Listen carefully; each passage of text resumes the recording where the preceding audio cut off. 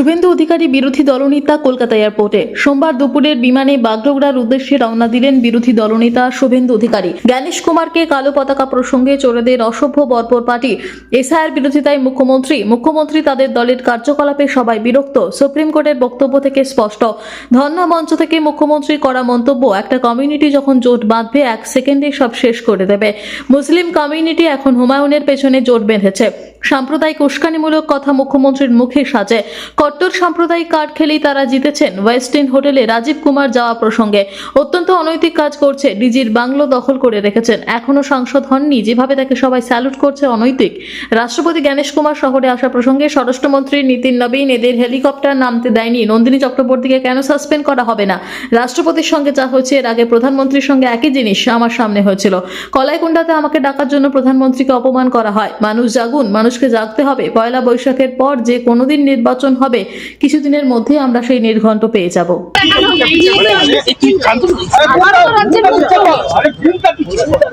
পড়ার কিছু নেই, তো একটা ইতরদের পার্টি, অসভ্য বর্বর, তাদের কাজ তারা করছে, অসুবিধা কি আছে? কুকুরের কাজ হচ্ছে মানুষের পায়ে কামড়ানো, মানুষের কাজ তো কুকুরের পায়ে কামড়ানো। এসআইআর এর বিরোধিতা করতে করতে আর কত নিচে নামবে তৃণমূল কংগ্রেস? শুধু তৃণমূল কংগ্রেস নয়, সিপিএমও একটু আগে সুপ্রিম কোর্টের কমেন্ট নিশ্চয়ই পেয়েছেন, বলছে আমাদের তো আরো কাজ আছে, শুধু পশ্চিমবঙ্গ নয়। অনারেবল চিফ জাস্টিসের কমেন্ট দেখেছেন? সকলেই বিরক্ত। মুখ্যমন্ত্রী, তার সরকার এবং তার দলের আচার আচরণে প্রত্যেকটা মানুষই বিরক্ত। তার অভিব্যক্তি আজকে সুপ্রিম কোর্টের চিফ জাস্টিসের মুখ থেকেও শুনতে পাওয়া গেল। ধর্ণা মঞ্চ থেকে মুখ্যমন্ত্রী বলেছেন, আমরা আছি বলেই আপনারা আছেন, ভালো আছেন, আর একটা কমিউনিটি যখন জোট বাঁধবে তখন 1 সেকেন্ডে শেষ করে দেবে। উনি মনে হয় জানেন না, উল্টো দিকে থাকা কমিউনিটিটাও জোট বেঁধে ফেলেছে। আমি যে উনাকে হারিয়েছি নন্দীগ্রামে, উনি যে কমিউনিটিটাকে ইঙ্গিত করছেন, তো খুলেই বলি মুসলিমদের কথা বলছেন। সেই মুসলিম কমিউনিটি এখন হুমায়ুন কবিরের পিছনে জোট বেঁধেছে বাবরি মসজিদের জন্য, মুসলমান মুখ্যমন্ত্রী করার জন্য।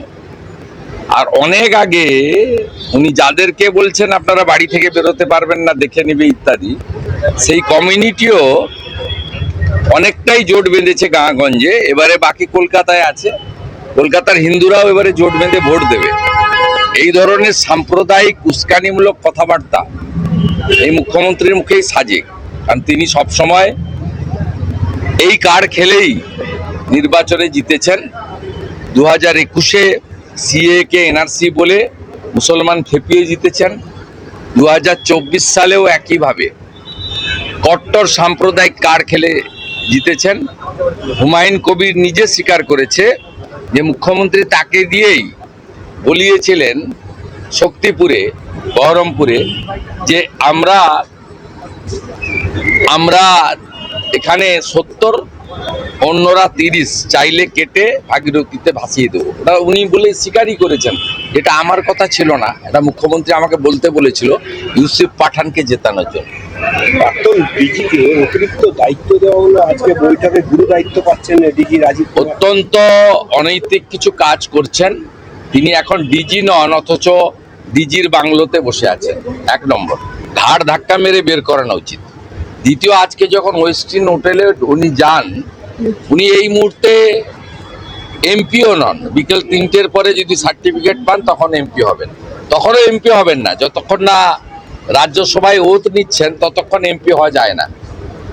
তাকে আজকে যে ধরনের ধপাধপ করে মমতা পুলিশের লোকরা স্যালুট দিচ্ছিল, আমাকে একজন ভিডিও পাঠিয়েছে, তাতে পুলিশের কতটা অধঃপতন হয়েছে, তারা কতটা আনএথিক্যাল কাজ করছে, কতটা পার্টিতন্ত্রের সঙ্গে নিজেদেরকে মিশিয়ে ফেলেছে, তার প্রকৃষ্ট উদাহরণ। রাষ্ট্রপতি হোক কিংবা জ্ঞানেশ কুমার, পরপর দুটো ঘটনা ঘটে গেল বাংলায়, কিন্তু মুখ্যমন্ত্রী এখনো চুপ করে রয়েছেন। মুখ্যমন্ত্রী করাচ্ছেন, চুপ করে থাকবেন কেন? ক্ষমা চাইবেন? উনি ক্ষমা চাইবেন? কোথায় ক্ষমা চাইবেন? কেন ক্ষমা চাইবেন? মুখ্যমন্ত্রী ক্ষমা চাইবেন কেন? এটা তো উনার আজকের নয়, গত লোকসভা নির্বাচনে যে মাঠে বর্ধমানে মুখ্যমন্ত্রী সভা করে এসছেন তার 3 দিন পরে ওই মাঠে প্রধানমন্ত্রীকে সভা করতে দেয়। সম্প্রতি গত সপ্তাহে 2 তারিখে অমিত শাহজির হেলিকপ্টার নামার পারমিশন এসেছে দিল্লি থেকে ধমক খাওয়ার পরে, স্বরাষ্ট্র দপ্তর থেকে ধমক খাওয়ার পরে, ওনার নামার 2 ঘন্টা আগে। নিতিন নবীনজিকে বিহারে নামতে হয়েছে, পশ্চিমবঙ্গে হেলিকপ্টার নামার পারমিশন দেয়। উনি ক্ষমা চাইবেন কেন? এরা তো নয় রাজনৈতিক নেতৃত্ব, যদিও এরা অনেক বড় স্ট্যাটাসের নেতৃত্ব, কিন্তু সাংবিধানিক প্রধানের সঙ্গে যে কাণ্ডটা করা হয়েছে, এই কাণ্ড করার পরে কেন, আমি তো জানতে চাইছি কেন নন্দিনী চক্রবর্তী ডিজিপি, দার্জিলিং এর ডিএম এবং সিপি শিলিগুড়ি তারা এখনো সাসপেন্ড হন। এই একই কাজ তো করেছিলেন 2021 সালে কলাইকুণ্ডাতে আমার সামনে, আমাকে ডাকার জন্য প্রধানমন্ত্রীকে অপমান করেছিলেন শুধু মুখ্যমন্ত্রী নন, তদানীন্তন চিফ সেক্রেটারি আলাপন বন্দ্যোপাধ্যায়। সাংবিধানিক ক্লিয়ার হোক কি মানুষ জাগুন, মানুষ জাগুন, মানুষ সব দেখছে। মানুষ যদি ঐক্যবদ্ধভাবে সংবিধানকে বাঁচাতে চান তাহলে এই সরকারকে পরিবর্তন করতে হবে। আর মাত্র 6 সপ্তাহ আছে এই সরকারের। নির্বাচন 1 বৈশাখের পরে যে কোনো দিন ভোট হবে, আমরা কয়েকদিনের মধ্যে নির্ঘণ্ট পেয়ে যাব। তার চূড়ান্ত জায়গায় চলে গেছে। অতএব মানুষকেই এই সংবিধান বিরোধী সরকারকে তুলে ফেলার দায়িত্ব নিতে হবে, মানুষকেই জানতে হবে।